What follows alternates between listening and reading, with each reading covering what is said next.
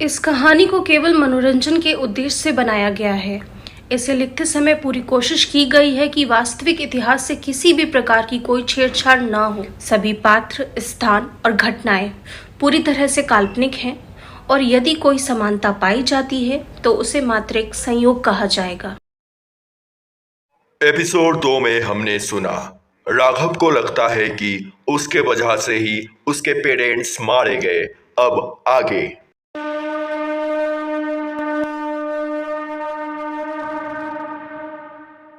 Planning के हिसाब से सभी लोग पहाड़ से होते हुए अंडर वाटर से सब किनारे पर पहुंच जाते हैं और पहुंचते ही अर्जुन हैंड सैनिटाइजर का इस्तेमाल करने लगता है।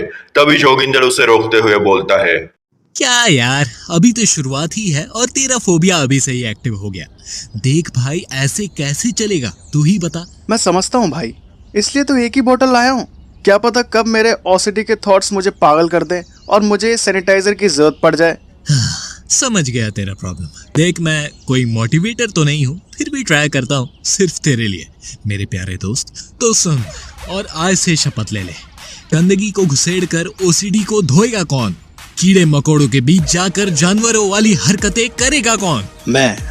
हम लोगों के साथ मिलकर खतरों से खेलेगा कौन? मैं। ये सैनिटाइजर फेंक कर मेरे पेशाब से हाथ धोएगा कौन? मैं।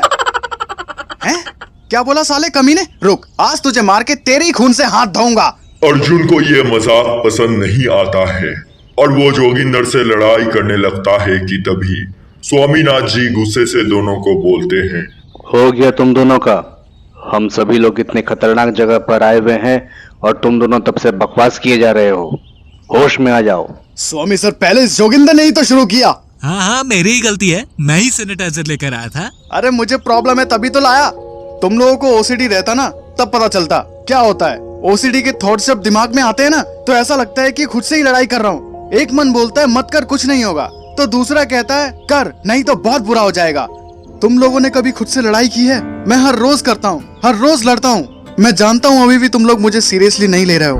अरे जब मेरे फैमिली वाले ही मुझे नहीं समझे तो तुम लोगों से क्या उम्मीद करूँ? क्या उम्मीद करूँ? क्या उम्मीद करूँ तुम लोगों से?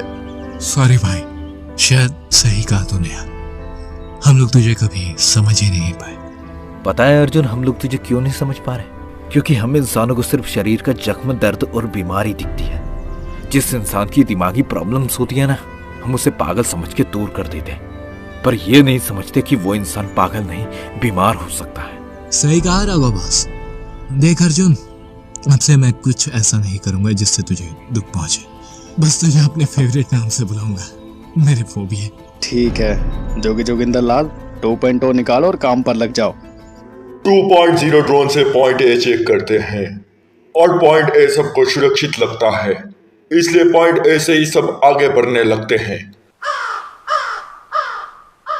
सब खामोशी और धीरे धीरे से आगे बढ़ ही रहे होते हैं कि तभी जोगिंदर का पैर एक रस्सी के जाल में फंस जाता है और वो घसीटे हुए एक नुकीली लकड़ी के तरफ जाने लगता है और वो नुकीली लकड़ी जोगिंदर के पेट में घुसने ही वाला होता है कि तभी सिमरन गोली से रस्सी को तोड़ देती है। गोली के आवाज सुनकर 3 आदिवासी पेड़ से नीचे उतरकर इनको घेर लेते हैं।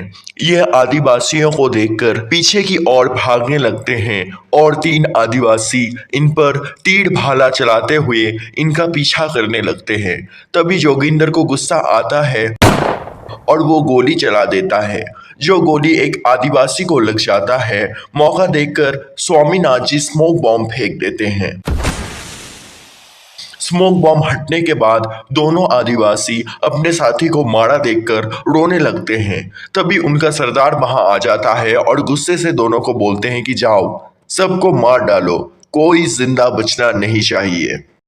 तभी सीन चेंज होता है और तभी हम देखते हैं कि राघव और उसके सब साथी थके हुए एक पेड़ के नीचे आराम कर रहे हैं और तभी जोगिंदर सबको फल खाने को देता है। देखो मैं क्या लाया, मीठे मीठे टेस्टी टेस्टी फल, लूट लो लूट लो।